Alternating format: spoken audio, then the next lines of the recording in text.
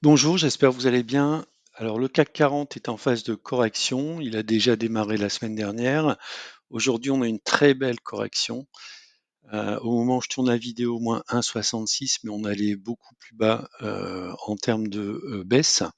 Donc, j'en ai profité pour acheter 4 actions. On va voir ça dans la vidéo.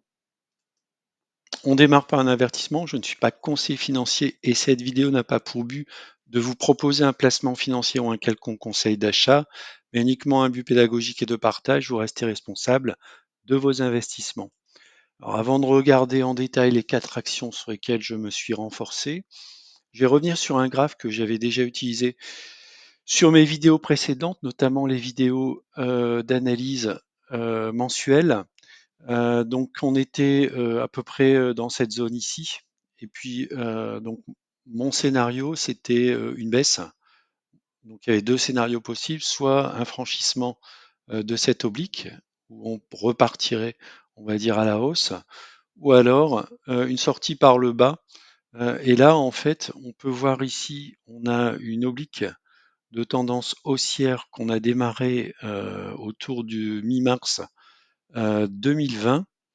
On l'a touché également en octobre 2022 et là, on est pile poil en train de s'arrêter en fait sur, cette oblique, ce qui est plutôt une bonne nouvelle. Si on arrive à garder, le support de cette oblique, ben, ça pourrait tout à fait être un point bas, du moins sur la courte période. Par contre, si on casse cette oblique, on est sur, donc sur une représentation weekly ici, donc il faudra attendre la fin de cette semaine et également le courant de la semaine prochaine pour avoir une validation. Si on casse l'oblique, on pourra aller directement en dessous des 7 000 points, en direction des 6 800 points, voire, donc j'avais noté ici la valeur théorique sur la droite de régression, les 6 400 points, voire éventuellement des points encore plus bas dans un scénario de forte correction. Alors, sans attendre le scénario de forte correction, j'ai profité de la baisse pour renforcer donc 3 actions plus un ETF. Donc la première action que j'ai renforcée, c'est la deuxième ligne sur mon portefeuille, c'est Air Liquide. Donc Air Liquide est en bas d'un range, donc j'en ai profité pour faire un achat.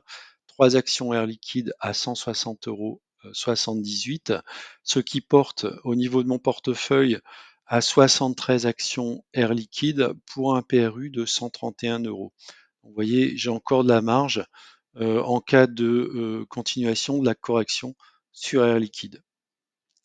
La deuxième action que j'ai renforcée, c'est la première ligne de mon portefeuille, c'est Total Energy.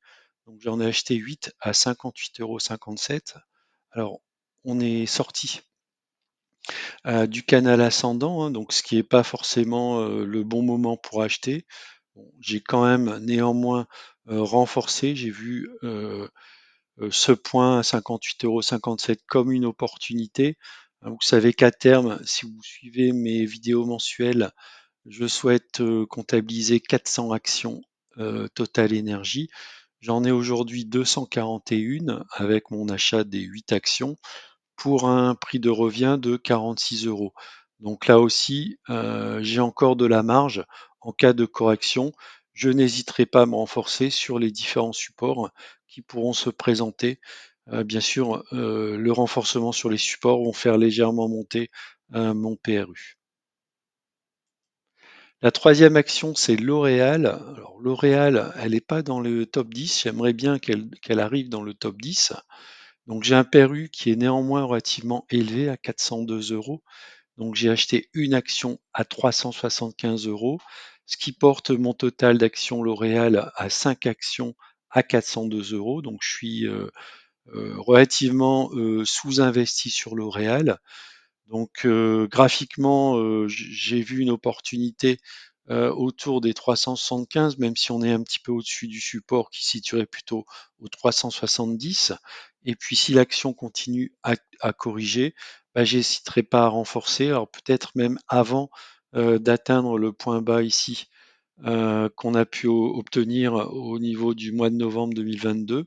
Ce serait pour moi une occasion très importante de renforcer, par exemple, 3 actions cette fois-ci, autour de 1 000 € et puis si l'action et les indices continuent à fortement corriger, on continuera à se renforcer sur des niveaux de valorisation beaucoup plus bas. Et enfin, la quatrième action, qui n'est pas une action mais qui est un ETF, donc c'est un tracker basé sur le Nasdaq. Donc le code c'est PANX si vous le recherchez. Si vous cherchez le code SICOVAM, vous l'avez ici, FR 0013 41 22 69. Donc j'en ai acheté 10 à 49,34 €. Alors là, je ne me suis pas trop posé de questions, je l'ai fait plus en mode DCA.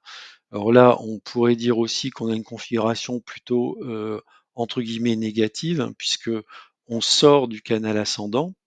Donc peut-être que je l'ai acheté un petit peu trop tôt. Bon, enfin, c'est pas grave. Je pourrais toujours me renforcer au cas où cet ETF baisse, notamment sur les niveaux de 42, sachant que mon PRU reste pour moi relativement bas. J'en ai 105 à un prix de revient de 37,13 €.